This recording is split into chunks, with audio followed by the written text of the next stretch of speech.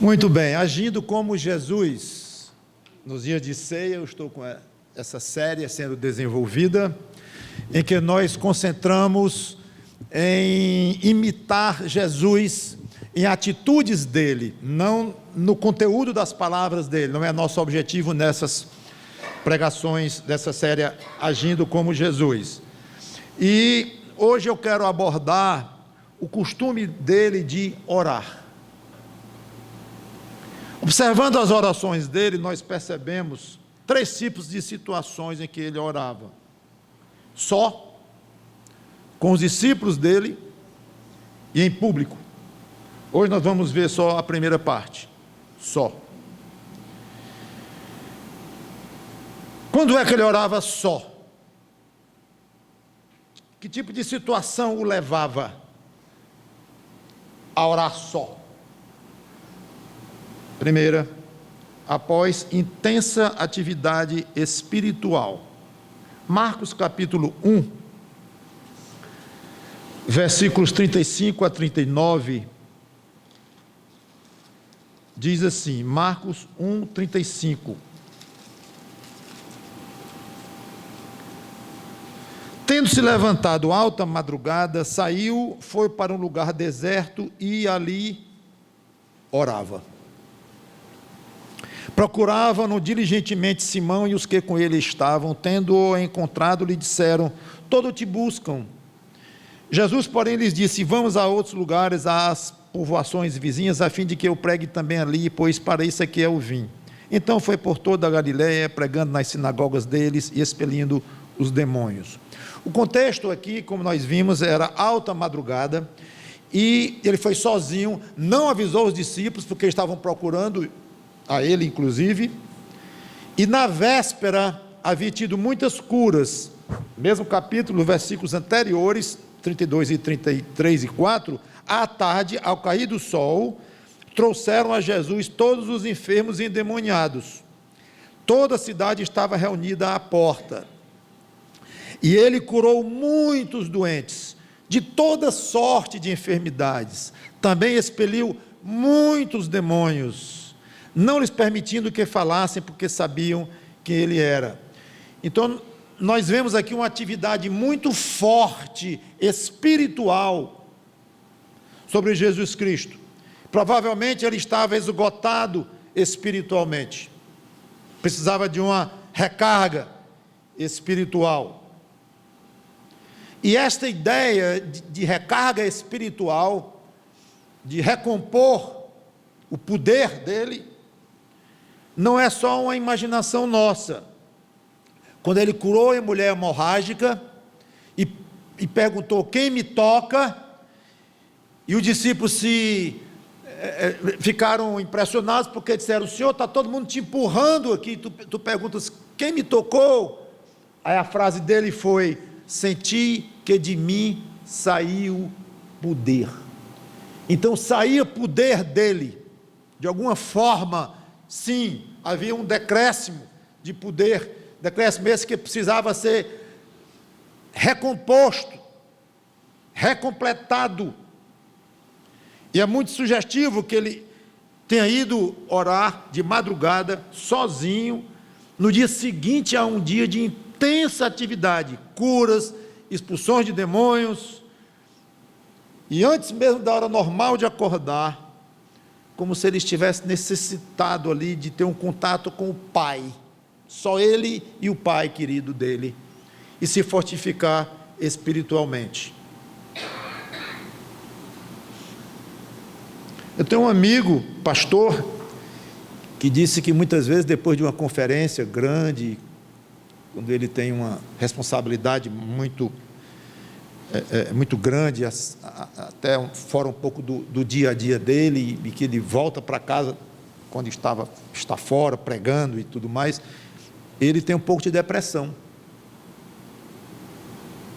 É o contrário, em vez dele, claro que ele tem alegria de voltar para casa, e alegria de ter feito o trabalho de Deus e tudo, mas o sentimento dele é de um baque espiritual, como se estivesse se sentindo meio enfraquecido pelo poder e por todo o esforço, a energia que ele gastou na pregação. É interessante isto.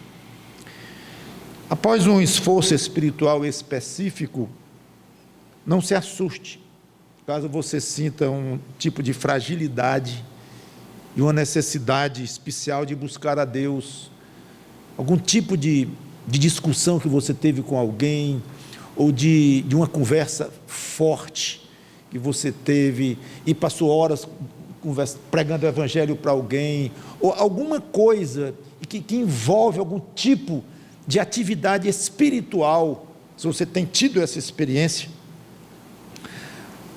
provavelmente você sabe o que é isto aqui, de sentir depois enfraquecido. E a solução de Cristo era orar. Enfraquecido no sentido de precisando de mais poder, de recarregar espiritualmente. Segunda situação em que ele orava, antes de uma grande tarefa. Pelo menos neste caso aqui, uma das tarefas mais importantes da vida dele, que foi a escolha dos 12 apóstolos. Lucas capítulo 6, versículo 12, diz assim: naqueles dias, retirou-se para o monte a fim de orar, e passou a noite orando a Deus. 2 vezes o verbo orar, e uma ênfase no tempo em que ele passou orando. Foi muito tempo desta vez, muito tempo. E quando amanheceu, chamou a si os seus discípulos e escolheu 12 dentre eles, aos quais deu também o nome de apóstolos. É muito clara a conexão que Lucas, o evangelista, faz entre a noite toda em oração e a delicadíssima tarefa de chamar os seus apóstolos. E aqui ocorreu o contrário do exemplo anterior. Lá a oração foi depois de uma intensa atividade espiritual de curas e expulsão de demônios. Aqui foi antes de uma missão muito importante. Ore antes das suas grandes decisões, especialmente. Não é que não vai orar nas pequenas, mas especialmente. Dedique um tempo mais do que o normal da sua rotina, quando você for tomar uma decisão crucial, importante na sua vida. Aliás, dá tempo, antes de uma grande decisão, pensar bastante. É saudável e bastante praticado até entre não crentes, pessoas do mundo mesmo. Mas o máximo que eles conseguem é pensar em si mesmos, conversar com amigos, pessoas que eles respeitam, para ouvir opiniões, e tudo bom, tudo bem, é bom ganhar certo tempo. Há até a expressão consultar o travesseiro. Rapaz, eu não sei, está difícil para mim resolver isso, deixa eu consultar o travesseiro. Significa, me dê um tempo antes de tomar uma decisão, deixa eu pensar nisto com calma. Só que nós crentes, além de amigos e travesseiros, nós temos o Espírito Santo a quem consultar. É um privilégio que nós temos. Somos templo do Espírito Santo, ele habita em nós, mas ele quer uma alma aberta a ele, um tempo para aquilo, pensando naquele assunto, conscientemente conversando com Deus. Jesus fazia isto. Tudo bem, não devemos parar de orar sem cessar, e o dia com pequenas orações, ótimo, isso faz parte, mas Jesus também tirava um tempo bem especial para ele orar, depois de grandes trabalhos espirituais e antes de grandes decisões. Então, fica aí para você imitar o Senhor Jesus Cristo nisso. Terceiro, após momentos de crise.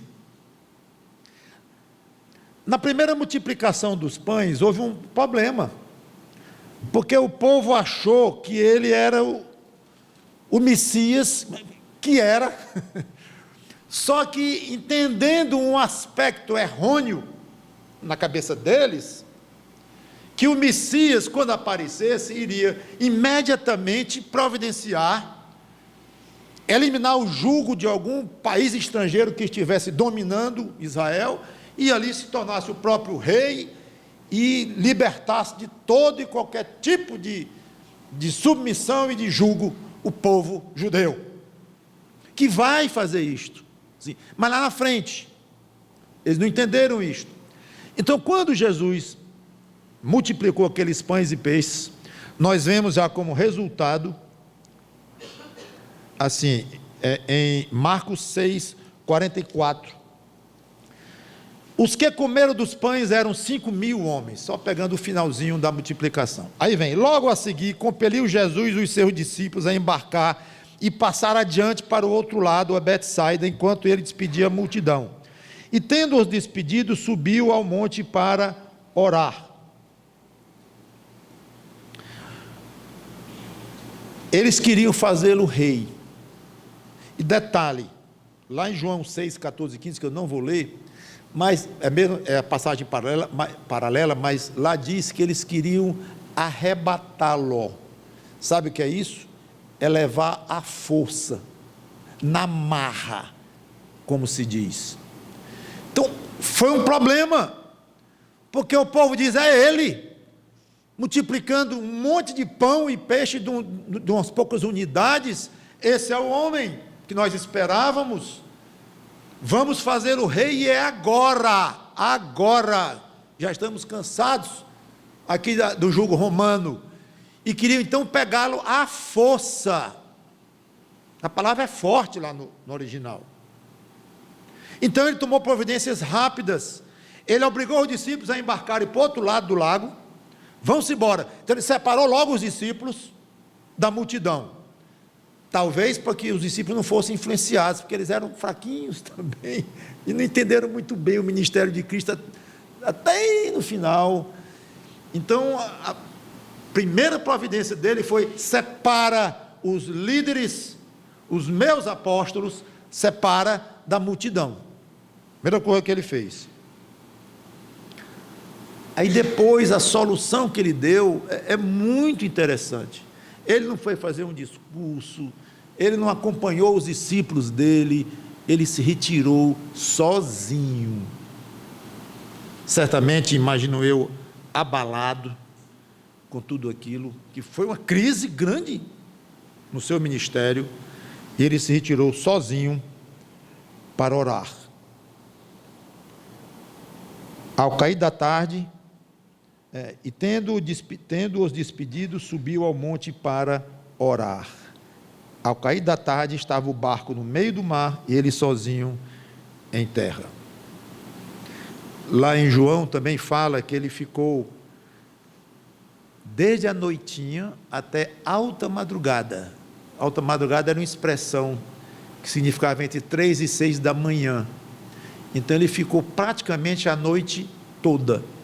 Se ele ficou orando em cada minuto daquela noite, ou se ele descansava, relaxava um pouco, e orava, e conversava com Deus, e meditava, não sabemos os detalhes, mas sabemos que aquele período foi especificamente reservado para ele estar a sós com Deus, no meio de uma crise do seu ministério.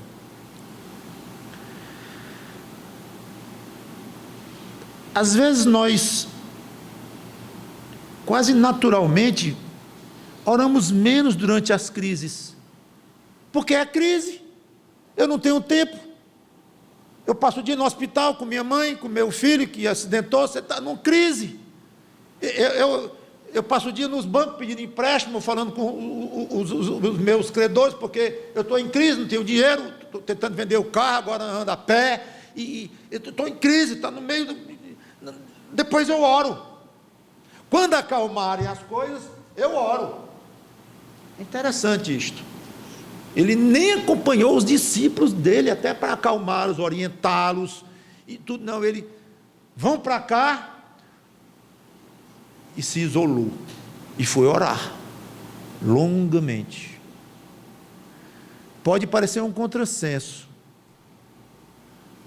se isolar no meio de uma crise, mas se isole, faça como ele fez, tire um tempo e busque Deus, aquiete a sua alma, fique face a face com o Pai Celeste, peça orientação, peça sabedoria, peça rumo. E durante a crise é mais lógico, depois de passar a crise. Eu sei que é um pouco complicado, porque a crise nos rouba energia, tempo e tudo mais, além da nossa rotina. Mas não esqueça deste exemplo de Cristo para imitar. Por fim, durante uma grande angústia, Marcos 14, 32 a 36.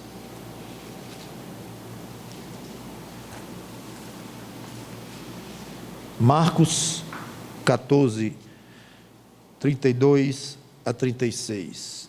Todas essas que eu tenho lido e ainda vou ler, são passagens bem conhecidas, mas eu estou trazendo-as juntas para mostrar a você que ele tinha esse costume de orar nessas situações e que eu precisamos imitá-lo.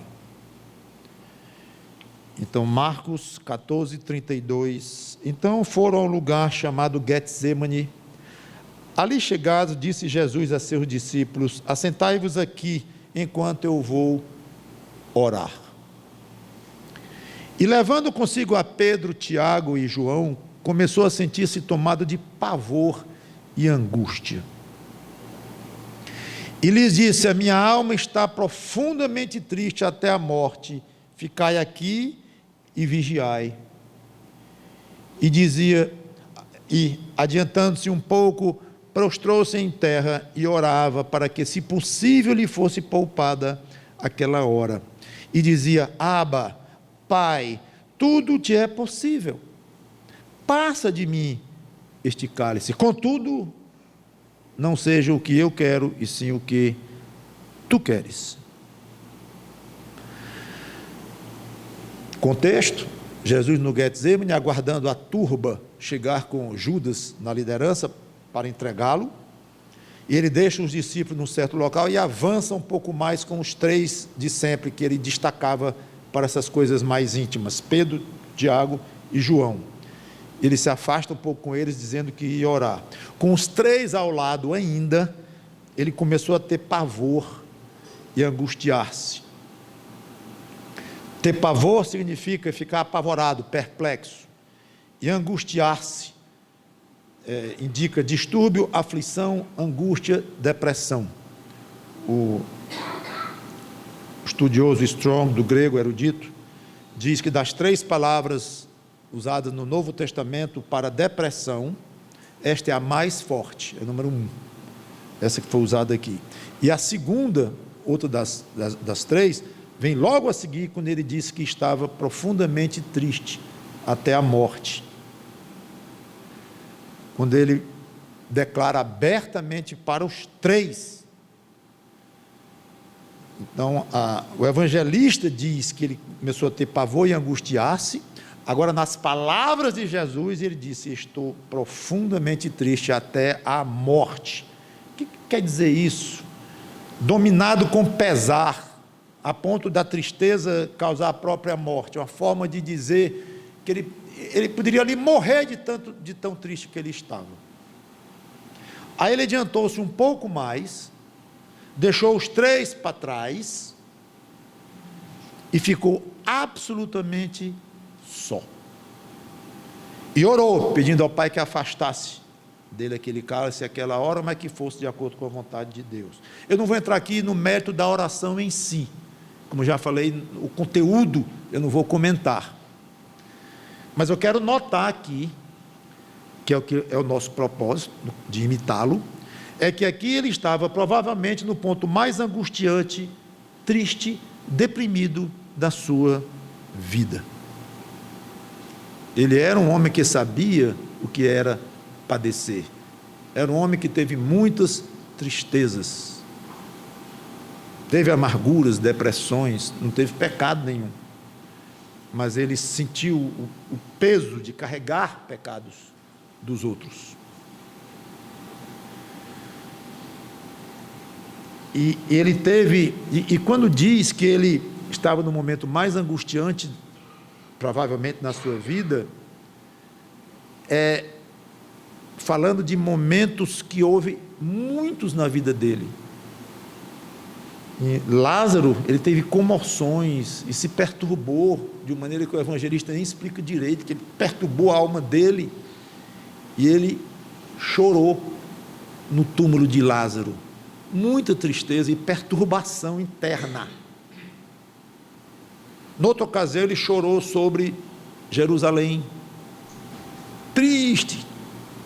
E era de se esperar, desde que Isaías, 800 anos antes dele, disse, Isaías 53:3, eu não vou abrir lá, está escrito aqui, que ele seria um homem de dores.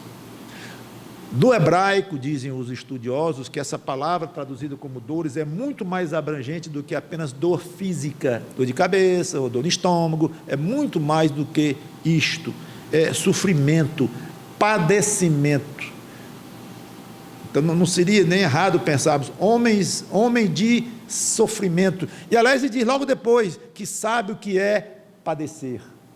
Então não é só dor física, não pense em Jesus, quando pensar em termos de dores que ele teve aqui, não só as dores da bufetada, da cruz na cabeça, da lança ao seu lado, não só as dores físicas e da própria crucificação, que trazia dores terríveis, mas de muito sofrimento. E aqui então o que nós vemos é o pico.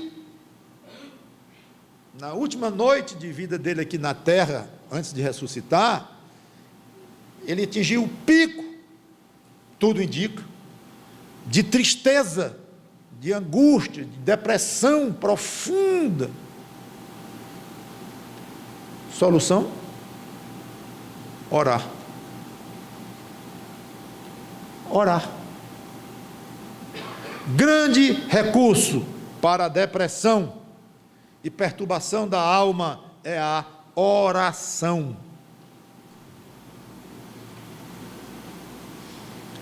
Eu não creio que podemos dizer que isso resolve completamente o problema. Passa na hora a depressão ou a tristeza. Não, nem que não se deva utilizar outros recursos válidos.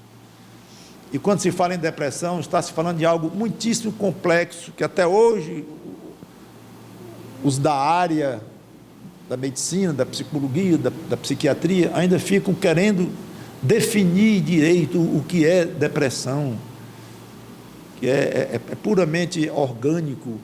Não, é imaterial, tem a ver com a alma, mas tem a ver com o cérebro, com as serotoninas e os produtos que o cérebro fabrica, é a falta disso, é a sobra daquilo. Ótimo que busquem, que pesquisem e tudo, mas é extremamente complexo. Então, não é algo simples no sentido de dizer, não, é errado tomar remédio, tem só que orar e ponto. Não, é errado só orar, tem que tomar remédio. Não é assim, não é assim. Deus nos deu recursos. Temos o recurso da medicina, recurso muitas vezes falho, porque a medicina se conserta a si própria. Quantas vezes na nossa própria existência aqui, um remédio que nós usamos aí, é proibido, agora quer descobrir que o remédio tem algo que não é bom. Então a medicina vai tentando acertar, e procedimentos de 50 anos atrás, hoje a gente ri, e de 200 anos, ri quando faziam isso, com procedimento sério, mas fizeram com seriedade, tentando acertar, sim.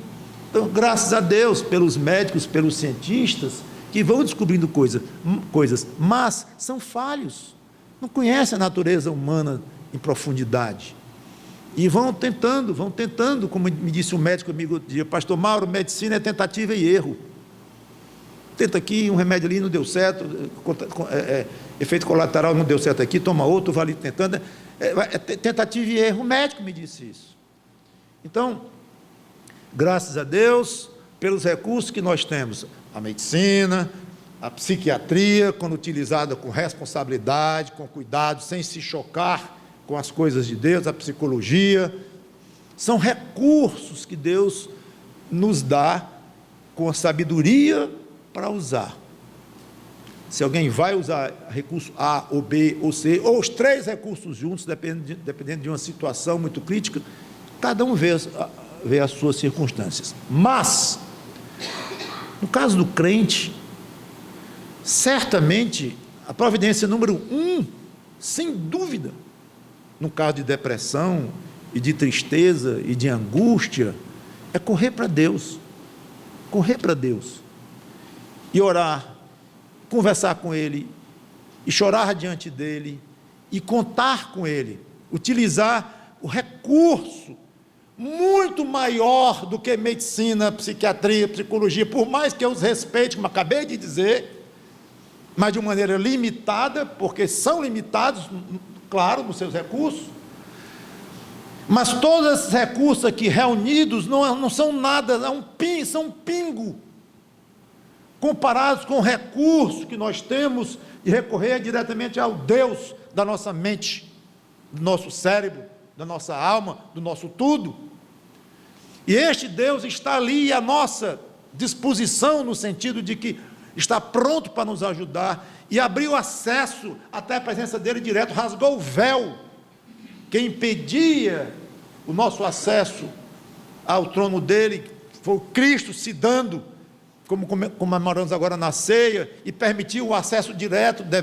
Podemos e devemos chegar com ousadia de fé diante de Deus. Então esse recurso aqui é muitas vezes maior do que esses, que continuam sendo recursos, continuam sendo válidos, continuam aí para nós lançarmos mão de uma maneira sábia, prudente,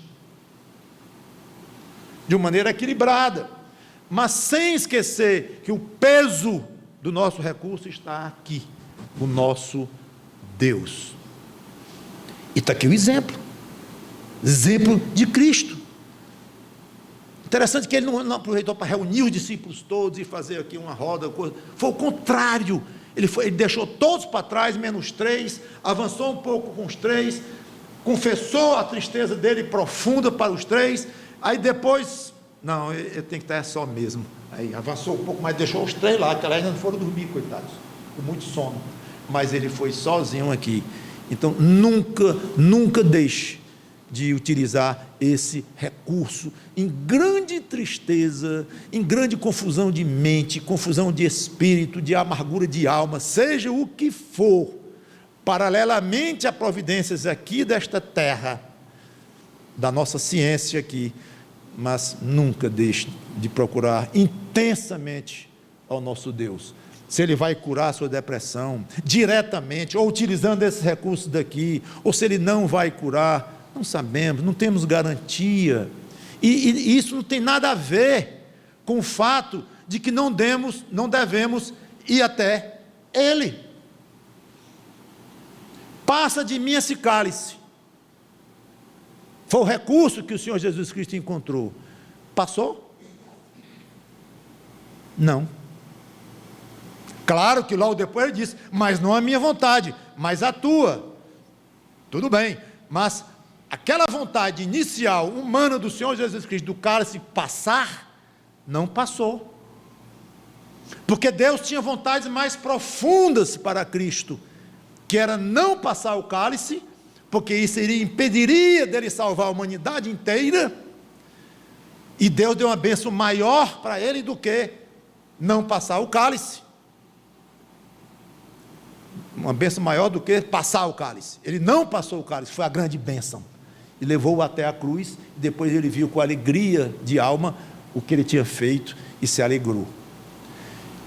Então você veja que o resultado, pastor, eu tenho orado, mas não tem resolvido. Não diga isso não, você ofende a Deus, talvez sem querer, mas ofende a Deus dizer, não tem resolvido. Tem.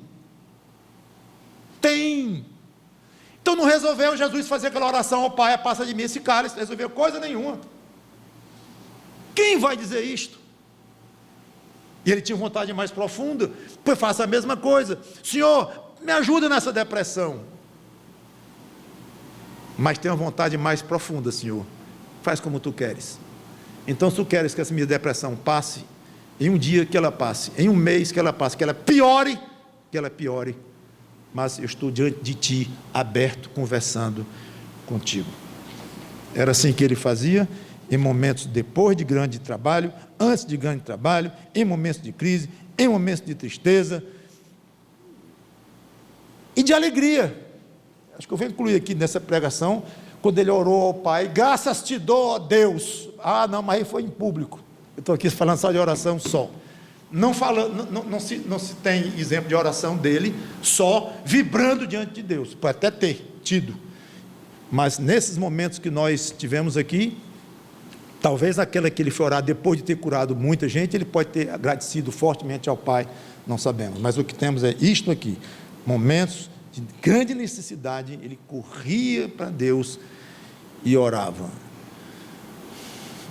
Mas pastor, ele tinha tanto tempo, ele não tinha o WhatsApp, porque se Jesus tivesse o WhatsApp, acabou-se as orações dele, e quando começasse a orar, pip, ele desligava e não fazia pipi, mas ele ficava pensando, enquanto orava, já tem 12 lá, eu vou olhar, Senhor, e ele não andava de jato, e ele não tinha internet, e ele não tinha 3 empregos como eu, e o tempo de hoje, e os filhos para cuidar, e um com problema, e isso, aquilo. Se você for por esse caminho, meu irmãozinho, minha irmãzinha, que pena. Dê um jeito de arranjar tempo. Tudo mais fica abaixo quando se pensa na sua relação com Deus. Ore, ore, ore. E vamos orar. Santo Deus, nosso bom Pai, obrigado por este exemplo magnífico do Senhor Jesus Cristo, de oração, te buscando, e no meio de crises grandes, fortes, e lá estava ele pedindo ajuda, pedindo orientação, pedindo sabedoria, obviamente enfatizando aí o aspecto humano dele, que o aspecto divino dele não precisava de sabedoria, porque ele já tinha toda, mas aqui vemos o aspecto mais fortemente humano dele, e nos leva por este mesmo caminho, e que bela imitação nós podemos fazer. Não nos deixe que o diabo nos tente, nossa carne nos convença que não temos tempo por isso, por aquilo outro. Não, desculpa qualquer um teria em qualquer época do mundo, que essas desculpas não entrem na nossa mente, e que sejamos ousados para tirar tempo para orar. Jesus fazia assim. Em nome dele te pedimos e agradecemos. Amém.